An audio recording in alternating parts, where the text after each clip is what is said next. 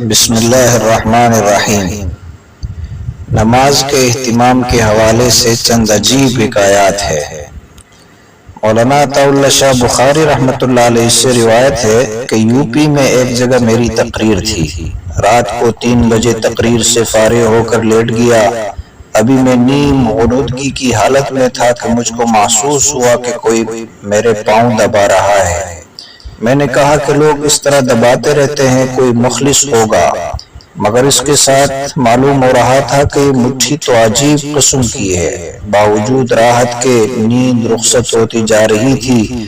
سر اٹھایا تو دیکھا کہ حضرت شیخ مدنی یعنی حسین احمد مدنی رحمۃ اللہ علیہ ہیں۔ فوراً پھڑک کر چارپائی سے اتر پڑا اور ندامت سے عرض کی، حضرت کیا ہم نے اپنے لیے جہنم کا سامان پہلے سے کم کر رکھا ہے کہ آپ بھی ہم کو دھکا دے کر جہنم میں بھیج رہے ہیں؟ شیخ نے فوراً جواباً فرمایا، آپ نے بہت دیر تک تقریر کی تھی، رات کی آرام کی، آپ کو آرام کی ضرورت تھی اور آپ کی عادت بھی تھی، اور مجھ کو سعادت کی ضرورت، ساتھ ہی نماز کا وقت قریب تھا۔ میں نے خیال کیا کہ آپ کی نماز نہ چلی جائے، تو بتائیے حضرت میں نے کیا غلطی کی ہے؟ ایک دوسرا اسی قسم کا واقعہ حضرت عیسیٰ علیہ السلام کے حوالے سے منقول ہے کہ ایک مرتبہ حضرت عیسیٰ علیہ السلام کا گزر ایسی بستی پر ہوا جس میں نہایت سرسبز و شاداب اشجار لہلہا رہے تھے اور صاف اور ستھرے پانی کے چشمے ابل رہے تھے۔ بستی والوں نے حضرت عیسیٰ علیہ السلام کی انتہائی عظمت و تعظیم کی، اور حضرت عیسیٰ علیہ السلام کو اس بستی کے رہنے والوں کے حسن عبادت سے تعجب ہوا۔ اس کے 3 سال بعد پھر حضرت عیسیٰ علیہ السلام کا گزر اس بستی پر ہوا تو کیا دیکھتے ہیں کہ اس کے تمام درخت سوکھے کھڑے ہیں اور پانی کے چشمے بھی خشک ہو گئے ہیں، اور بستی کے تمام مکانات چھتوں کے بل گر پڑے ہیں۔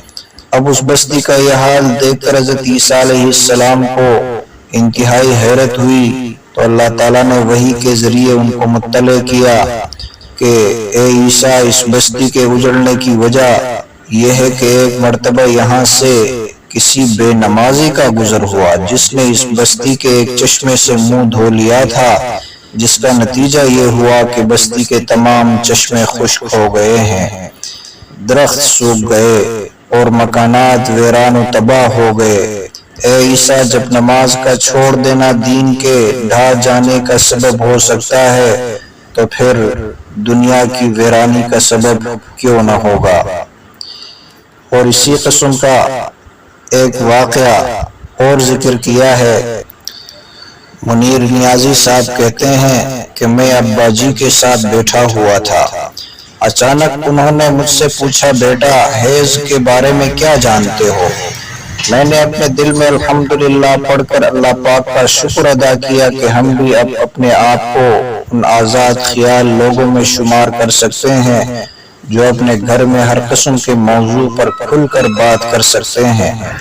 ساتھ ہی مجھے وہ سارے بیتے سال یاد آ گئے جو میں نے ابا جی کے رعب اور دہشت کے ساتھ اس گھر میں کے گھٹن زدہ ماحول میں گزار دیے تھے۔ میں نے مسکراتے ہوئے کہا، ابا جی حیض ایک ایسے سرکل کا نام ہے جس سے ہر جوان عورت مہینے میں ایک بار گزرتی ہے۔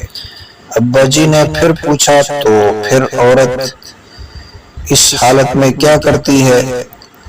ابا جی نے پھر پوچھا، تو پھر عورت اس حالت میں کیا کرتی ہے؟ میں نے کہا، ابا جی عورت اس حالت میں نہ نماز پڑھ سکتی ہے، نہ قرآن مجید کی تلاوت کر سکتی ہے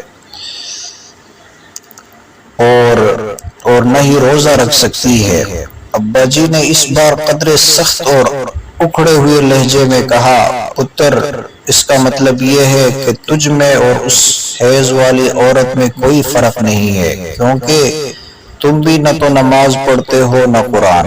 یہ سن کر میں شرم سے ڈوب گیا۔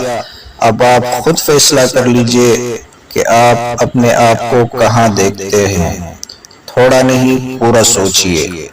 اللہ تعالی ہم سب کو بھی نماز کا اہتمام نصیب فرمائے اور ان حکایات سے سبق حاصل کر کے نماز کا اہتمام ہم سب کو توفیق عطا فرمائے۔ ویڈیو اچھی لگے تو لائک کرے، دوستوں کے ساتھ بھی اس ویڈیو کو شیئر کرے۔ جزاکم اللہ خیر۔